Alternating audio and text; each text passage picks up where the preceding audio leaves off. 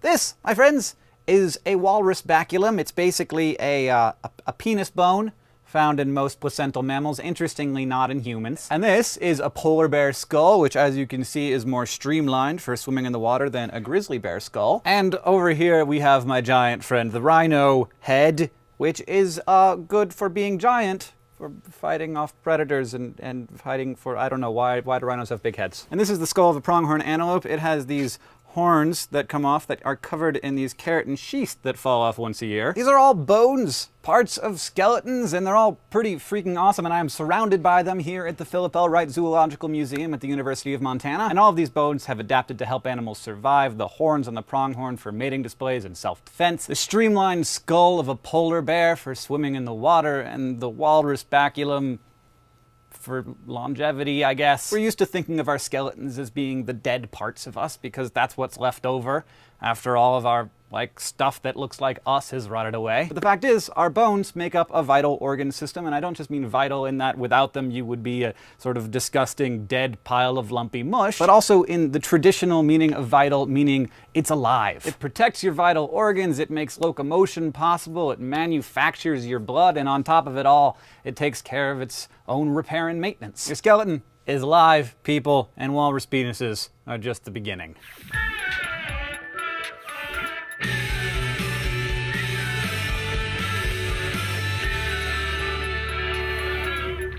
So you know what bones are, but maybe you didn't know that you don't have to be a vertebrate or even a chordate to have a skeleton. Jellies and worms, for instance, have hydrostatic skeletons made up of fluid-filled body cavities. By squeezing muscles around the cavities, they change their shapes, and that can be used to produce movement. Insects have exoskeletons, of course, made of the nitrogenous carbohydrate chitin, and most mollusks have exoskeletons too, in the form of calcium carbonate shells. But when it comes to skeletons, the winningest formula has been the endoskeleton. Even though we'd probably feel a lot safer if we were covered with armored plates like some race of Iron Men, having skeletons inside of our bodies has allowed us to grow larger and have much more freedom of movement. That's good stuff. One of the many reasons you don't see ants the size of horses walking around is, well, one, it wouldn't be able to breathe, but also a body with such a huge volume would require an exoskeleton that was exponentially thicker and therefore heavier and clumsier to support it. So endoskeletons allow animals to grow larger by supporting more mass, plus you don't have to worry about the embarrassment that comes with unsightly molting. As adults, humans have 206 bones, all kinds of shapes and sizes, including 3 tiny ones in each ear, 1 weird-shaped one like a horseshoe in your throat, 27 in your hands, and 26 in each foot. You also have at least 32 teeth unless you played too much hockey, and even though they're included in the skeletal system, they don't count as bones because they're made up of different material, namely dentin and enamel, the hardest material in your body. And you probably think of the skull as one big bone, but it actually consists of many separate bones, including 8 plates that cover your brain and 14 others in your face. Face bones. So simple, right? Well, you might want to sit down, you probably already are, but I'm going to, because it's time for biolography.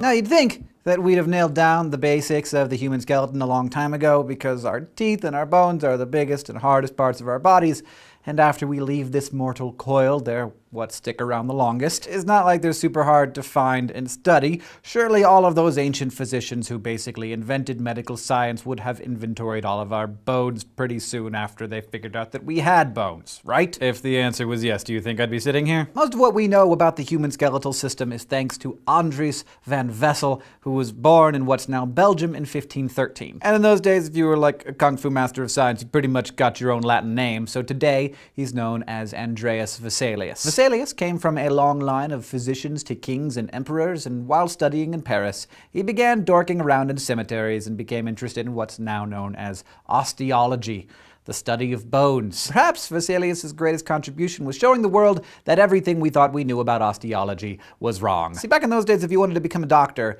you didn't study bodies or see patients, you read stuff written by ancient Romans whose work was considered indisputable. Because, you know, those guys had long beards and they wore robes.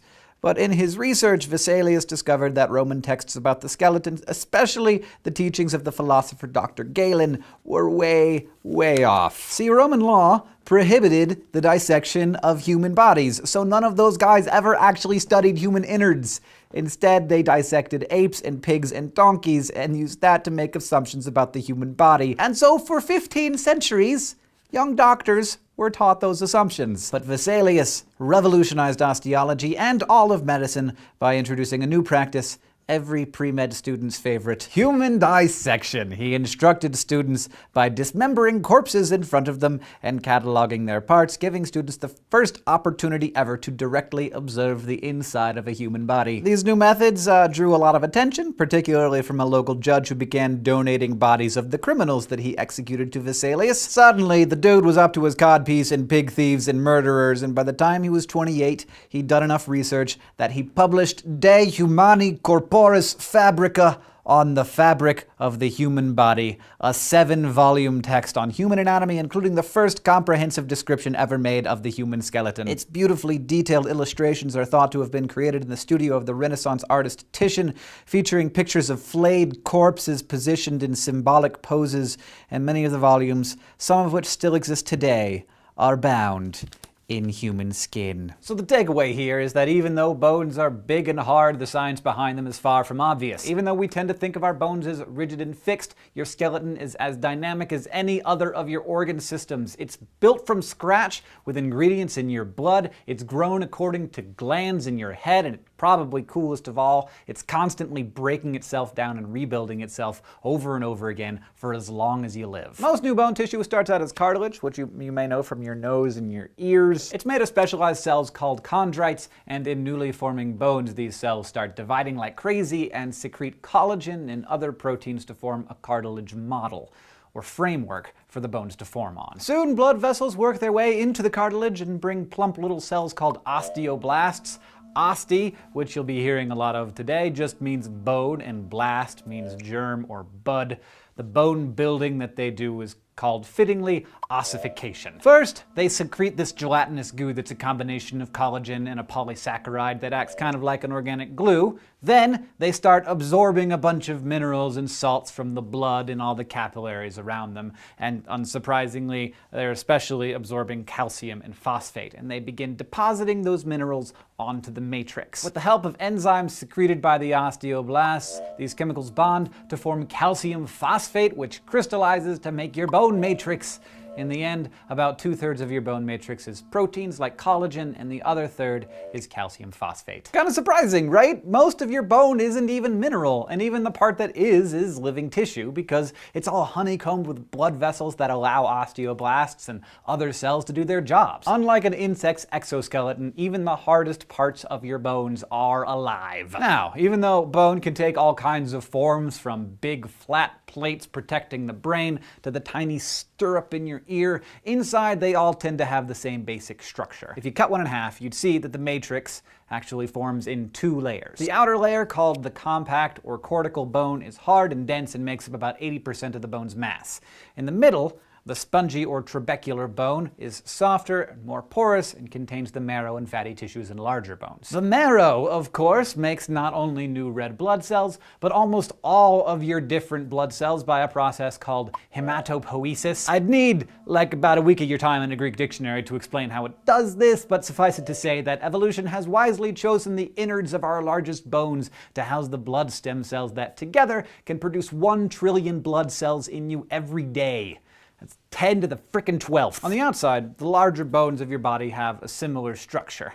Have a look here at this femur. That's the biggest bone in your body. The main shaft is called the diaphysis, and each rounded end is an epiphysis. When the bones grow, as a child grows, the new tissue forms the border between the two, a place called the epiphyseal plate. As they did when they formed the original bone tissue, chondrocytes start to produce new cartilage here, and the osteoblasts come in and lay down more collagen and calcium phosphate. So as you grow, the ends of your bones are actually growing away from each other until until by the time you're about 25, the last of these plates in your bones hardens. By the way, this whole process is stimulated by growth hormones secreted from glands all over your body, but the head honcho right here is the pituitary gland, about the size of a pea, nestled at the base of your brain. As adults, this and other glands produce less growth hormone, which slows down our bone lengthening. But even though lengthening is a limited time-only process, the thickness and strength of a bone must continually be maintained by the body. Because, of course, like all of your cells, bone cells go through a lot of wear and tear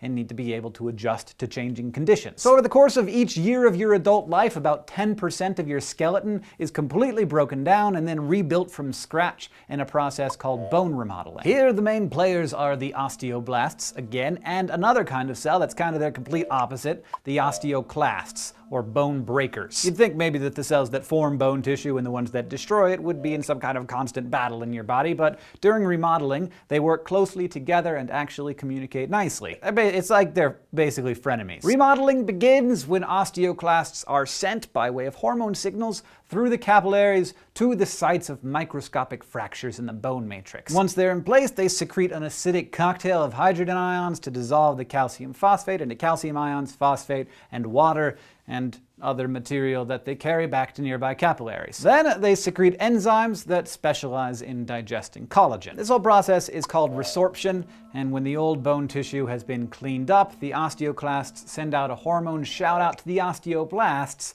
who come in and do their ossification thing. Bone remodeling is really pretty amazing, and it's all ultimately regulated by hormones that maintain the levels of calcium in your blood. The glands that call all the plays during the bone-breaking part of the remodeling are the parathyroids in your neck. When the calcium in your blood plasma falls below the level of homeostasis, the parathyroid triggers osteoclasts to take calcium out of your bones and release it back into the blood. Likewise, when blood calcium levels are too high, the parathyroid's cousin, the thyroid gland, signals osteoblasts to take calcium out of the blood and lay it down on the bone collagen through more ossification. And remember last week when we talked about how the kidneys reabsorb salts and minerals? Well, the thyroid also regulates how much calcium is reabsorbed in that process, as well as the amount of vitamin D, because vitamin D helps your body absorb calcium through the small intestine, and that is why vitamin D is all good for your bones and stuff. Now, the relation of active osteoblast to active osteoclast can change dramatically under different conditions. The more you stress your bones, the more osteoclasts work to break down the bone matrix so that it can be reformed. Bone stress can include stuff like fractures, of course, but it can also be less traumatic and more sustained. Exercise causes stress on the skeleton that helps stimulate bone remodeling, so when you're working out, you're not only building muscle, you're also building bone. So, as you can tell, it's kind of hard to talk about bones without also talking about muscles, and that's what we're going to do on the next episode of Crash Course Biology. Thank you so much to the Philip L. Wright Zoological Museum at the University of Montana. Sorry, I just hit you. Check out their Tumblr at umzoology.tumblr.com. It's awesome. If you want to review anything, table of contents, just click on it, or just rewatch the whole episode, because you know you liked it. And if you have any questions for us, of course, we will be in the comments below, as will all of the super helpful people who are always answering questions who are not us. Thank you to those people, by the way. And we will see you next time on Crash Course Biology.